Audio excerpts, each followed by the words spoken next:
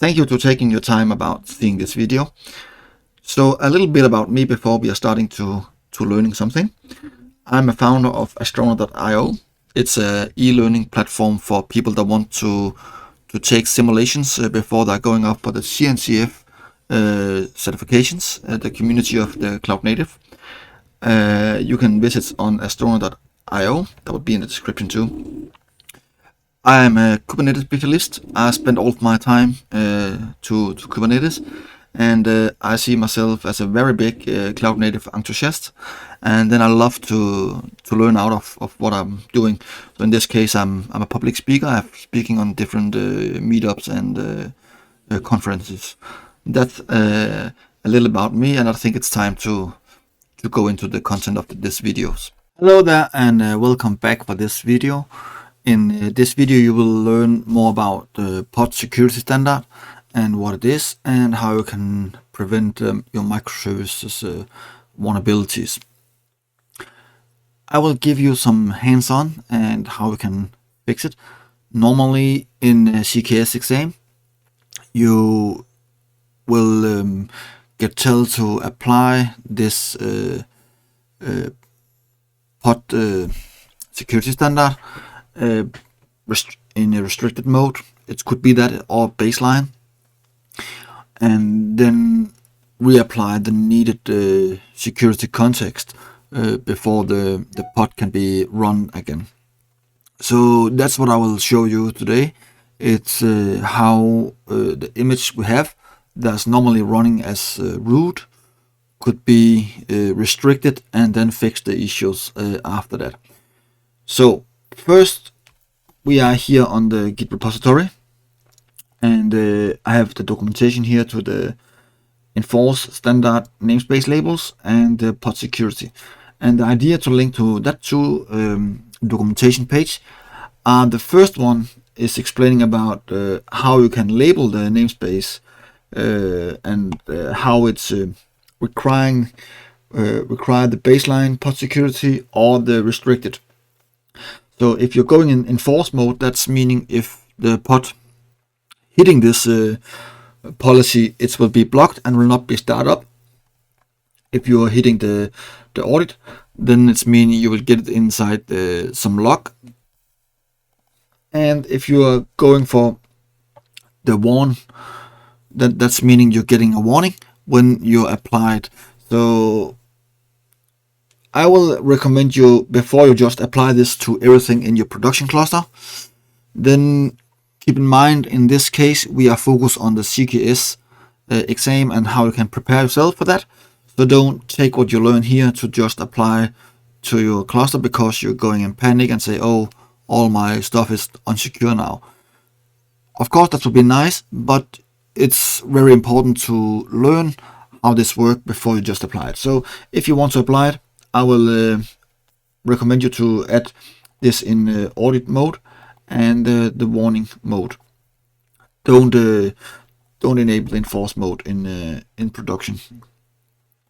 The other one is the pod security standards, what it is. So you can see here if you're going for the privilege, baseline or restricted, there are some difference between those, and you can scroll down into the documentation and see what happened in which kind of pod security standards you are enabled. So yeah, I will recommend you to basically read those documentation before you continue to touch it, because it's giving a very good point of what the pod security standard is. So let's copy the commands here. What we are doing is we are downloading some manifest with the namespace and a deployment with the just spinning up. Its default one was not insecure and everything, so that's exactly what we want to do. Paste it inside and download it and apply it. kubectl get pods, and you can see the pod security standard. Here's the namespace we are working with, so let's keep it in the namespace here. So now we have the pod is it's running, and what it is running are basically the manifest. We have it here, and the deployment. we are just running the Alpine Linux, and then we just say sleeping in 3600 seconds. It's around 10 minutes or 1 hour, something like that. It's a 1 hour when I'm just recalculated again. So that's what we're gonna do. It's basically just sleeping here. So that's how it's working if you're just creating the namespace and apply the pods. So no restriction here. What we want to do now is to enable this one, add the security label and delete and apply this again. So let's do this. It's just a label. You can find this one if you search for enforce, going to the documentation, security pod standards, searching for this, and you can search it down below.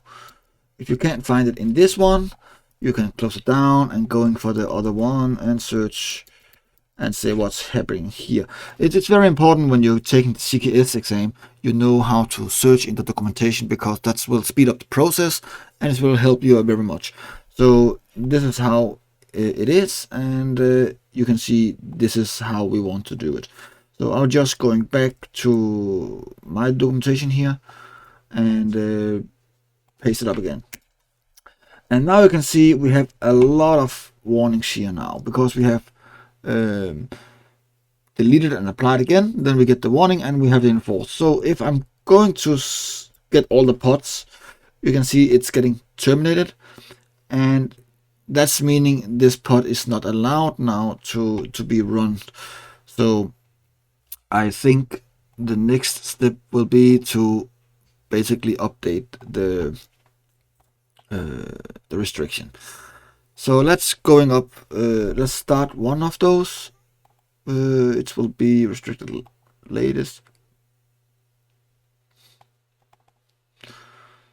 We will just. I just need to see this one. Here we go. Security context. So let's start with this one and say deployment and scroll down, containers, names, command. Let's just put it up inside here. And what you do is basically just add it here in your container, because that's the problem we have.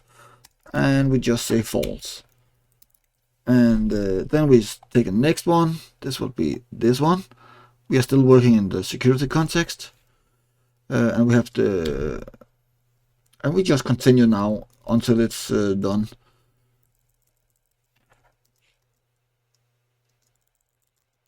And it can take, depends on what you put into, it can take some time to do.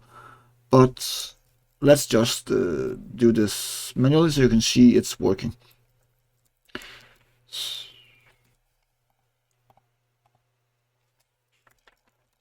runAsNonRoot,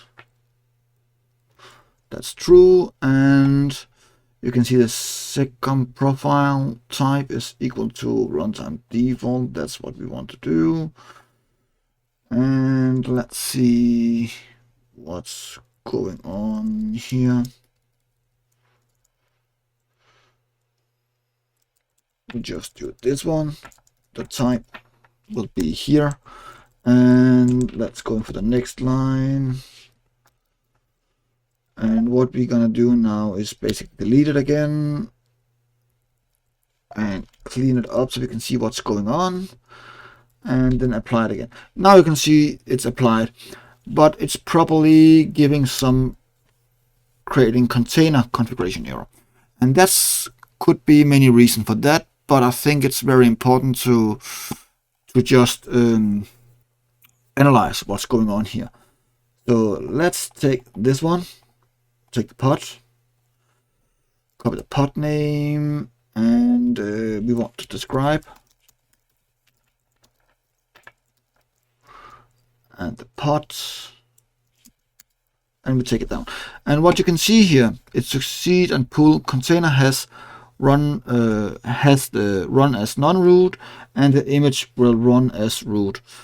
So what it's saying here, it's as default the Alpine container will run as root, and that's not what we are allowed, because we are in a restricted mode now. So we need to explain the security context, to say we are allowed to run runAsUser 1000. Normally it's user 0, that's the root, but now we say this container, we don't care what's inside the container, you will be enforced to run as the user 1000.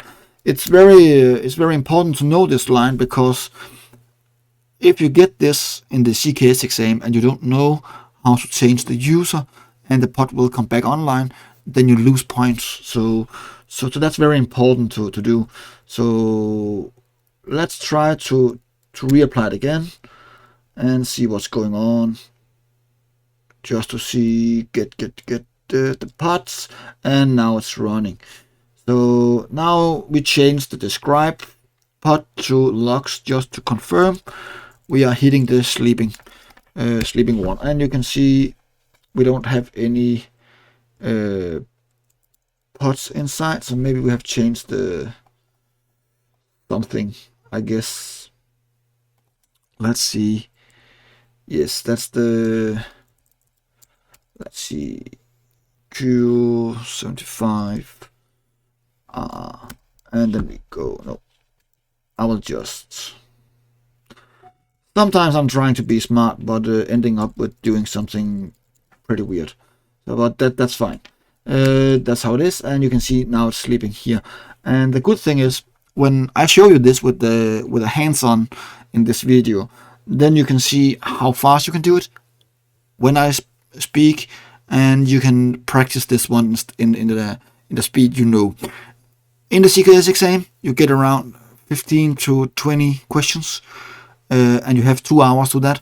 So you need to calculate how much time you technically are available to spend on each question. So it's good to have some tracks inside your brain when you're going up to the exam. I really hope you enjoy this video. Give it a like, subscribe to the channel, and if you have any questions, please make them in the comments below.